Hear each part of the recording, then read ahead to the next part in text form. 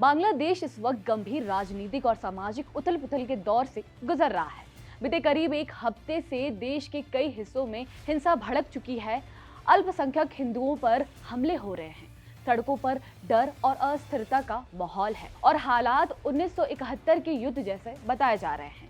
इस हिंसा के पीछे कट्टरपंथी संगठनों की सक्रियता, विदेशी दखल और सत्ता में बैठे लोगों की भूमिका को लेकर अब सवाल उठने लगे हैं। इसी बीच बांग्लादेश के एक वरिष्ठ पत्रकार ने मुख्य सलाहकार मोहम्मद यूनुस पर बेहद गंभीर आरोप लगाए हैं, जिससे सियासी भूचाल और तेज हो गया है। नमस्कार, मैं साक्षी सिंह और आप देख रहे हैं एबीपी लाइव। दरअसल पत्रकार ने कहा, मोहम्मद यूनुस बांग्लादेश में खिलाफत कायम करने की कोशिश कर रहे हैं।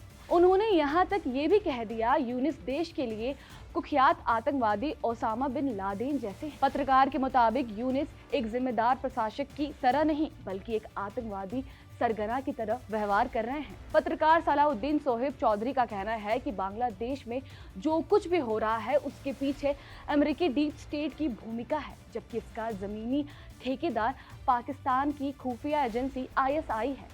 उन्होंने आरोप लगाया है कि ISI ने बांग्लादेश में अपनी जड़ें जमा ली हैं और पाकिस्तानी तत्व खुलेआम ये कह रहे हैं कि वे बांग्लादेश को फिर से पूर्वी पाकिस्तान बनाने की कोशिश कर रहे हैं। चौधरी के अनुसार ये सब 1971 की हार का बदला लेने की साजिश का हिस्सा है।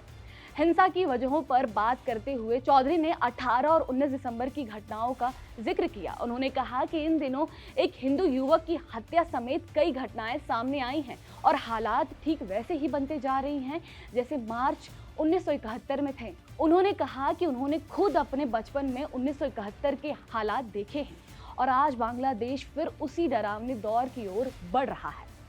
सलाहुद्दीन सोहेब चौधरी ने दावा किया है कि बांग्लादेश की सड़कों पर इस वक्त जिहादी तत्व खुलेआम सक्रिय हैं और इनमें से ज्यादातर पाकिस्तानी ISI से जुड़े हैं।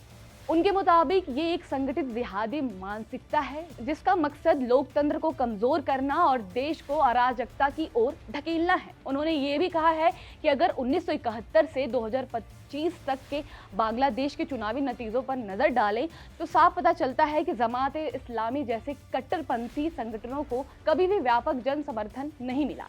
ऐसे दलों को महज करीब 7% वोट ही मिलते रहे। चौधरी ने कहा कि इन संगठनों का कोई वास्तविक वोट बैंक नहीं है और बांग्लादेश की जनता इन्हें नकारती रही है। इसके बावजूद ये ताकतें जबरदस्ती देश पर अपनी पकड़ बनाना चाहती हैं।